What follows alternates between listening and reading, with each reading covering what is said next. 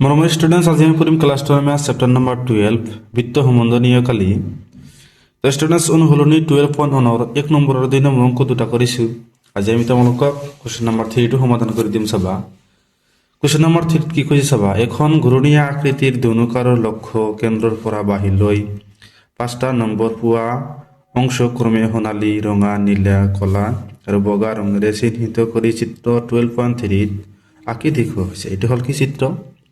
এইটো হ'ল কি সোণালী, ৰঙা, নীলা, কলা আৰু বগা। সোণালী ৰঙেৰে নিৰ্দেশ কৰা অঞ্চলটোৰ ব্যাস কিমান? 21 সেন্টিমিটাৰ। মানে এই সোণালী ৰঙৰ যিটো বৃত্ত দিয়া আছে এইটোৰ আমি ব্যাস কিমান জানো? 21 সেন্টিমিটাৰ। আৰু বাকী ৰং দিয়া অঞ্চলবোৰৰ প্ৰত্যেকৰে প্ৰস্থ কিমান? 10.5 সেন্টিমিটাৰ। মানে এই বৃত্তটো যে আছে আৰু দ্বিতীয় বৃত্তৰ মাজত এইটো যে গ্যাপ আছে, এই ৰঙা ৰঙেৰে কি ৰং কৰা অঞ্চলখিনিৰ প্ৰস্থ কিমান দি আছে? 10.5 সেন্টিমিটাৰ। তাৰপিছত কি ৰঙা আৰু নীলা ৰং যিটো দিয়া আছে, নীলা ৰঙৰ কি প্ৰস্থ কিমান?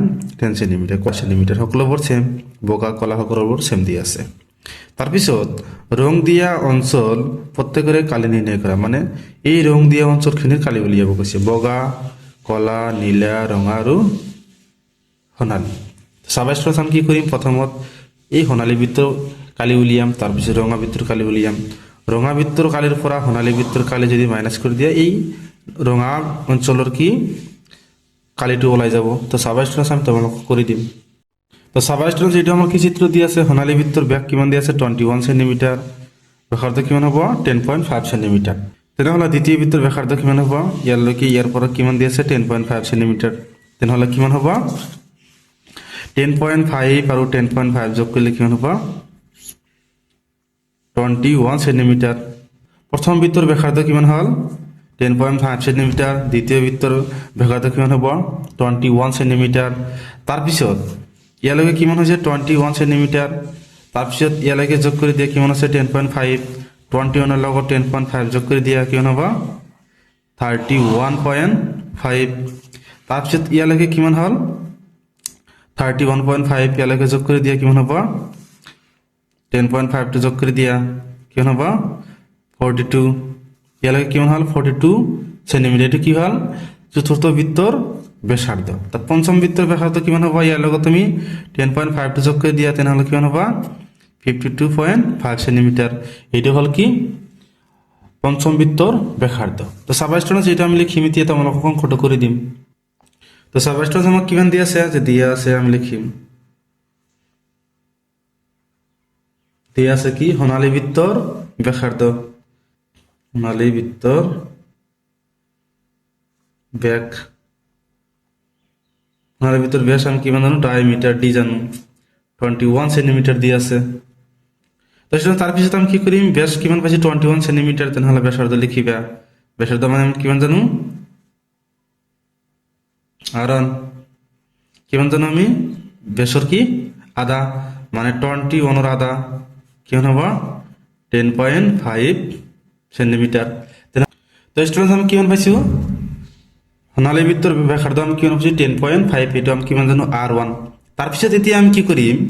এই সোণালী বৃত্তৰ ব্যাসাৰ্ধ আৰু এই ৰঙা বৃত্তৰ ব্যাসাৰ্ধৰে আমি যোগ কৰি দিম। চাবা মানে এনেকৈ লিখিম যে ৰঙা আৰু সোণালী অঞ্চলৰ ব্যাসাৰ্ধ এৰকম কি R2 ধৰিম ইজিক্যাল টু কিমান হ'ব? সাবস্ট্যান্স ইয়াৰ পৰা ইয়ালৈকে কিমান? 10.5 সেন্টিমিটাৰ। আকৌ ইয়াৰ পৰা ইয়ালৈকে কিমান? 10.5 সেন্টিমিটাৰ। তেনেহ'লে 10.5 সেন্টিমিটাৰ আৰু 10.5 সেন্টিমিটাৰ যোগ কৰিলে আমি কিমান জানো? 21 সেন্টিমিটার। 21 সেন্টিমিটার। তো সাবস্ট্যান্স 10.5 মানে কিমান জানো? R1। 10.5 মানে আমি কিমান জানো? R1 কিমান হ'ব? 21। এই দুটা আকৌ যোগ কৰিলে কিমান হয়? 21। এটা আমি লেখাৰ উদ্দেশ্য হল চাবা, তোমালোক অলপ পিছত গম পাবা। R1 আৰু R1 যোগ কৰিলে কিমান হ'ব? 2R1 is equal to 21। এটা আমাৰ লাগিব, সেইকাৰণে আমি এইটো এনেকৈ লিখি আছো। তাৰপিছত আমি কি কৰিম? ৰঙা আৰু সোণালী বৃত্তৰ ব্যাসাৰ্ধ উলিয়াইছো। এতিয়া আমি সোণালী, ৰঙা, নীলা বৃত্তৰ ব্যাসাৰ্ধ উলিয়াম। চাবা তো স্টুডেন্টস আমি কি লিখিছোঁ যে নীলা ৰঙা আৰু সোণালী অঞ্চলৰ ব্যাসাৰ্ধ মানে নীলা ৰঙা আৰু নীলা অঞ্চলৰ কি ব্যাসাৰ্ধ আমি কিমান জানো এইটো আমি কিমান জানো 10.5 তাৰপিছত ইয়াৰ পৰা ইয়ালৈকে কিমান জানো 10.5 তাৰপিছত ইয়াৰ পৰা ইয়ালৈকে আমি কিমান জানো 10.5 তেনেহ'লে আমি কি লিখি দিম is equal to 10.5 plus 10.5 plus 10.5 10.5 কিমানটা আছে তিনিটা 10.5 মানে আমি কিমান জানো r1 জানো যেটা আমি আৰু r1 লিখিম r1 plus r1 plus r1 তো চাবা স্টুডেন্টস 10.5 এর লগত 10.5 আৰু 10.5 যোগ কৰিলে কিমান হ'ব 31.5 এটা আমি লিখি পাৰো তাৰ পিছত তিনিটা r1 যোগ কৰিলে কিমান হ'ব 3r1 হ'ব তিনিটা r1 যোগ কৰিলে কিমান হ'ব 3r1 এটা আমি কি লিখিছো তোমালোকে অলপ পিছত গম পাবা কলা নীলা ৰঙা আৰু সোণালী বৃত্তৰ ব্যাসাৰ্ধ উলিয়াম চাবা তো স্টুডেন্টস আমি কি লিখিছো যে কি কলা নীলা ৰঙা আৰু সেউজীয়া অঞ্চলৰ কি ব্যাসাৰ্ধ কলা নীলা ৰঙা আৰু সেউজীয়া অঞ্চলৰ ব্যাসাৰ্ধ আমি কি ধৰিম চাৰিটা আছে যেহেতু ইয়াৰ পৰা ইয়ালৈকে 10.5 10.5 10.5 আৰু 10.5 তেনেহ'লে কি হ'ব 10.5 কিমানটা যোগ হ'ব চাৰিটা 10.5 প্লাছ 10.5 প্লাছ 10.5 প্লাছ 10.5 এই সকলোবোৰ যোগ কৰিলে কিমান হ'ব দুটা যোগ কৰিলে কি 21 দুটা যোগ কৰিলে 21 21 আৰু 21 যোগ কৰিলে কিমান হ'ব 42 42 কাম কিমান লিখি পাৰো তো চাবা স্টুডেন্ট এটা কিমান আছে r1 কিমান আছে চাৰিটা r1 প্লাছ r1 চাৰিটা r1 যোগ কৰিলে কিমান হ'ব 4r1 এটো জানো আমি স্টুডেন্টস তাৰপিছত এতিয়া আমি কি কৰিম বগা কলা নীলা ৰঙা আৰু সেউজীয়া অঞ্চলৰ কি ব্যাসাৰ্ধ উলিয়াম চাবা তো স্টুডেন্টস আমি কি লিখিম যে বগা কলা নীলা ৰঙা আৰু সোণালী অঞ্চলৰ ব্যাসাৰ্ধ এটা আমি কি r5 ধৰিম কিয় যেহেতু আমি বগা বৃত্তটো আমি কিমান নম্বৰ জানো 5 নম্বৰ সেইকাৰণে আমি কি লিখিম r5 তাৰপিছত এতিয়া চাবা এই কেন্দ্ৰৰ পৰা ইয়াৰ ব্যাসাৰ্ধ আমি কিমান জানো 10.5 দুটা গল 10.5 তিনিটা 10.5 চাৰিটা 10.5 পাঁচটা তেনে 10.5 কিমানটা যোগ হ'ব পাঁচটা 1 2 3 4 আৰু 5 এই সকলোবোৰ যোগ কৰিলে কিমান হ'ব চাবা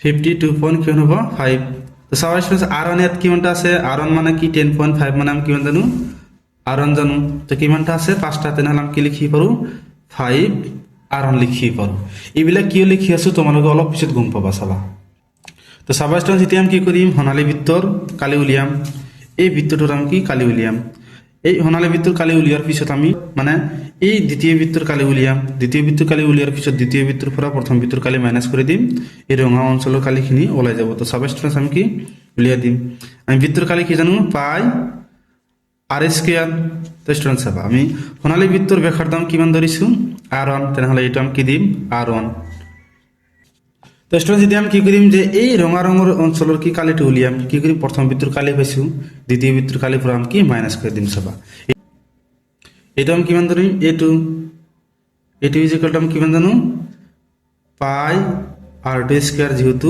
ৰঙা বৃত্তৰ ব্যাসাৰ্ধৰ আমি কি ধৰিছো r2 তো চাবা স্টুডেন্টস দ্বিতীয় বৃত্তৰ কালি কি জানো পাই r2 স্কয়াৰ মাইনাস আমি কি কৰি দিম প্ৰথম বৃত্তৰ কালিটি আমি মাইনাস কৰি দিম কাৰণ এই ৰঙা বৃত্ত এই দ্বিতীয় বৃত্তৰ পৰা যদি তুমি প্ৰথম বৃত্তৰ কালিটো মাইনাস কৰি দিয়া তেনেহলে ৰঙা অঞ্চলৰ কি কালি ওলাই যাব তেনেহলে আমি কি কৰিম এটা আমি জানো দ্বিতীয় বৃত্তৰ কালি এটা আমি জানো প্ৰথম বৃত্তৰ কালি দ্বিতীয় বৃত্তৰ কালিৰ পৰা প্ৰথম বৃত্তৰ কালিটো মাইনাস কৰি দিম এটা মানে এই অঞ্জানো তো চাবা পাই r2 স্কয়াৰ এই নাম কিমান জানো পাই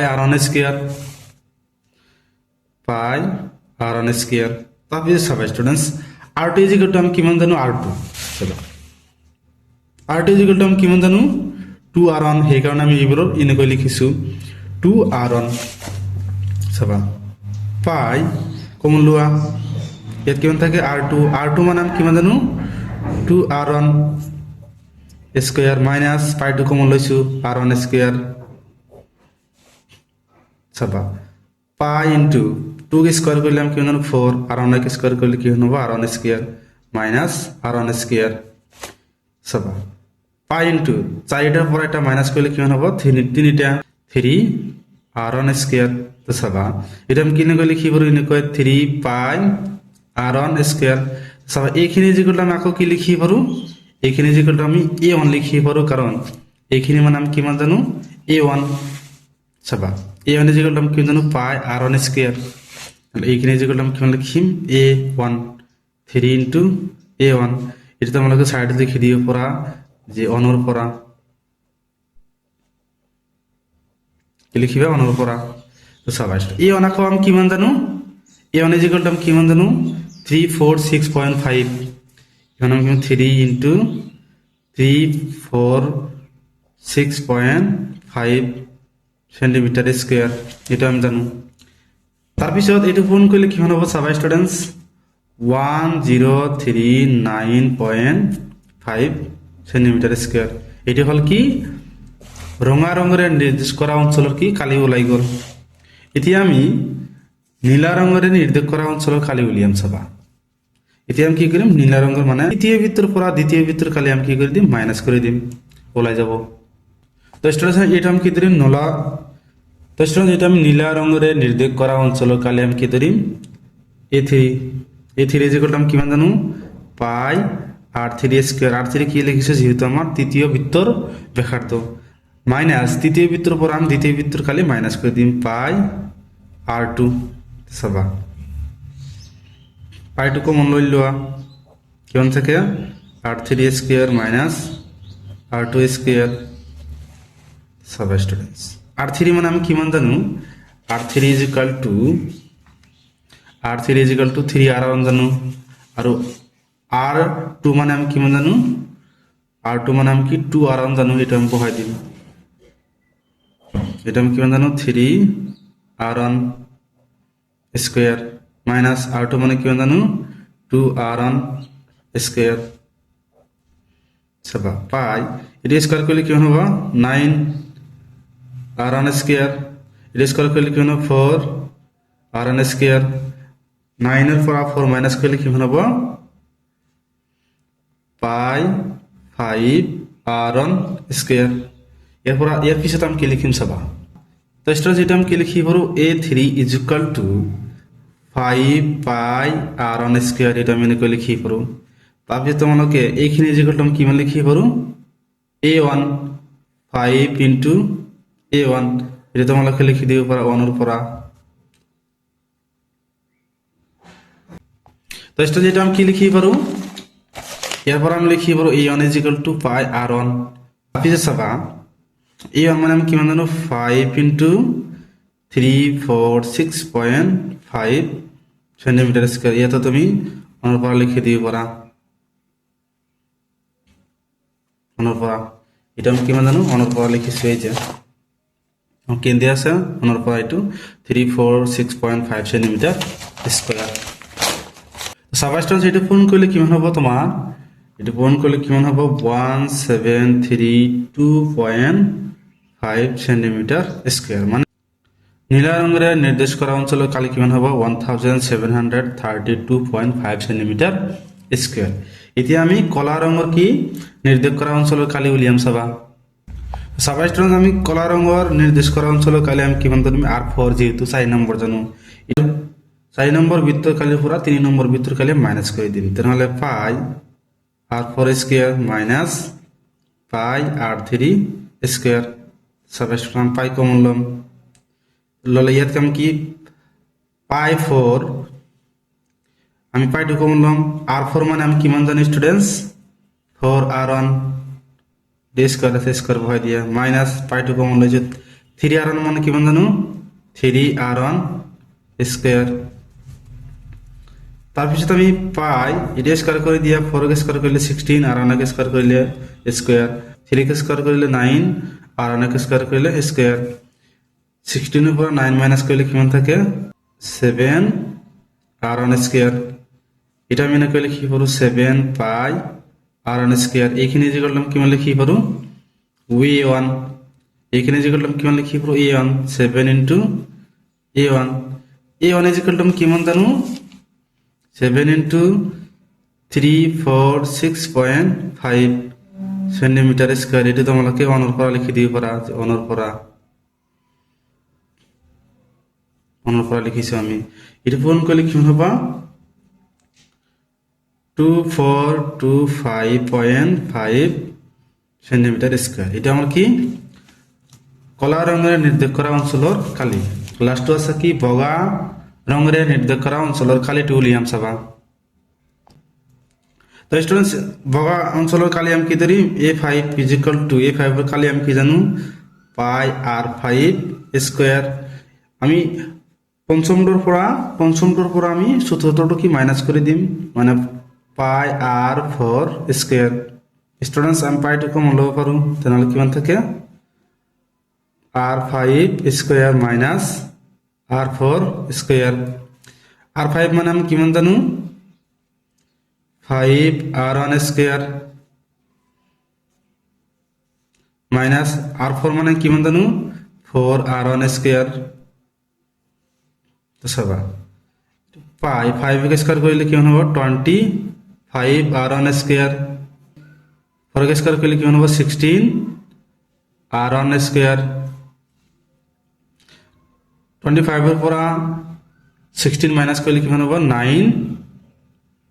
9r1 স্কয়ার এরপর আমি কি লিখি পারো চাবা তো স্টুডেন্টস এরপর আমি কি লিখি পারো যে a5 is equal to 9 pi r1 square এটা আমি লিখি পারো তারপিছত আমি পাই r1 square is equal to আমি কিমান জানো a1 জানো তেনেহলে 9 into a মানে আকৌ কি জানো 346.5 সেন্টিমিটার স্কয়ার এটা তোমালোকে অনৰ পৰা লিখি দিব পাৰা